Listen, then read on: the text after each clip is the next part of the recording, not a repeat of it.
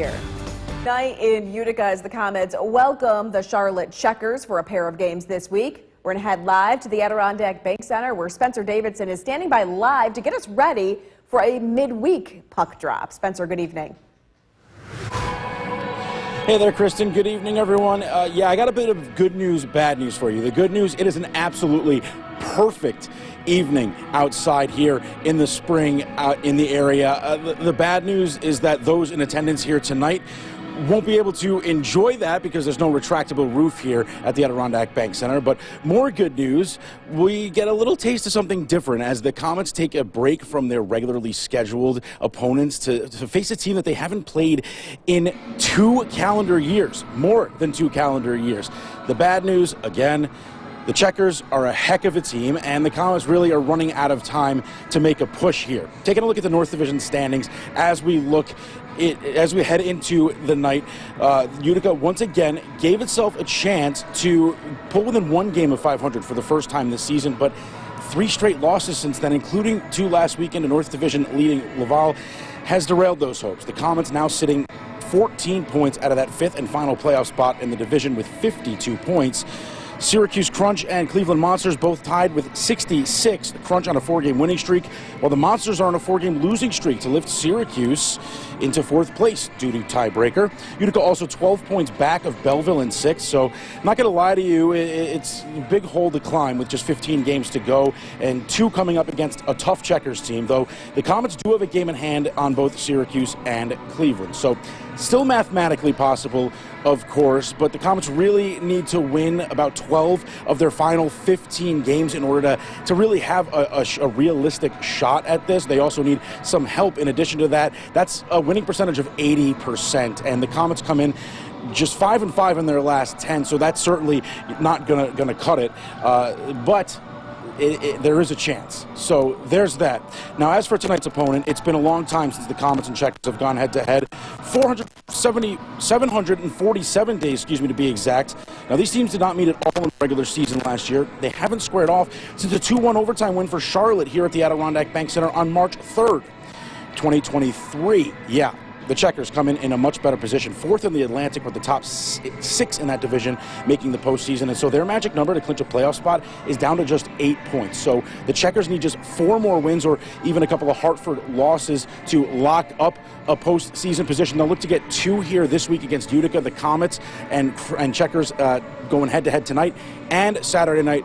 Utica really they're in desperation mode. They really need to win games to continue to give themselves at least a chance to make the postseason. Puck drop is at 7. I'll have another look at this game tonight at 6. Kristen, I'll send it back up to you. All right, Spencer, thank you. Live from the Odd.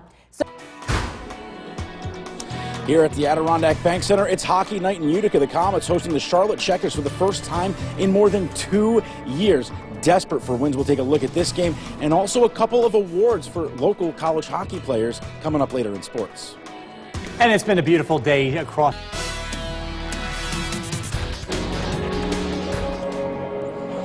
Good evening, everybody. It is hockey night in Utica, and what a beautiful night it is in the area. Now, I checked with building officials here at the Adirondack Bank Center and no, it is not structurally possible to open the roof here in the building. I have gotten that confirmed. It is also far too late to build a rink outside in the parking lot to be able to enjoy the weather tonight. So fans in attendance coming inside, the Comets are looking to make it a nice night indoors here, though, in the arena for the fans that are now starting to trickle in here for this Wednesday night showdown. Utica hosts the Charlotte Checkers for the first of 2 meetings this week. Tonight, marking the first time these teams have faced off since March 3rd, 2023. The Comets are desperate for wins right now. They're just 5-5 in their last 10 and come in on a 3-game losing streak. Now 14 points out of a playoff spot with just 15 games to go.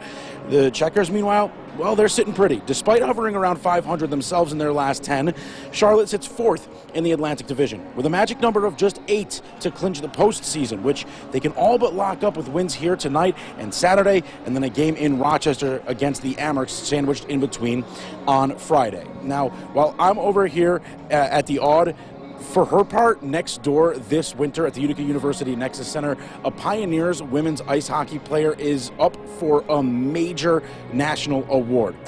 Pioneers senior forward Jordan Kowalski has been named as one of 13 finalists for the American Hockey Coaches Association's Laura Hurd Award for Player of the Year in Division III. Kowalski led Utica with 13 goals and was second on the team with 22 points this season, helping to guide Utica to a 19-8 campaign and a third straight trip to the UCHC final. The winner of the Laura Hurd Award will be announced next Thursday, March 27th at the D3 Women's Frozen Four in Wisconsin. Meanwhile, over on the men's side, Hamilton College's Luke Chor is also one of 13 finalists for the 2025 Sid Watson Award, given to the Player of the Year between Division II and III men's hockey. Already named NESCAC Player of the Year earlier in the month, the sophomore forward leads the Continentals with 16 goals and 17 assists for 33 points in 28 games this season. The Toronto native has also helped lead Hamilton to a 21-6-1 record and the program's first NESCAC championship ever. The Continentals still dancing. They visit Curry College on Saturday at 3 p.m. in the NCAA quarterfinals for a chance at the program's first ever appearance in the Frozen Four. Utica University, meanwhile, the men's team also dancing in the NCAA quarterfinals. They'll be here on Saturday taking on St. Norbert as they look to play for a spot in the Frozen Four for the second straight year. But tonight, here at the Odd, it is Comets and Checkers. Puck drop is at 7 and warm-ups starting in just a few minutes from now. I will have highlights and more coming your way tonight at 11. Until then, we'll be right back. News Channel 2 will wrap up after the break.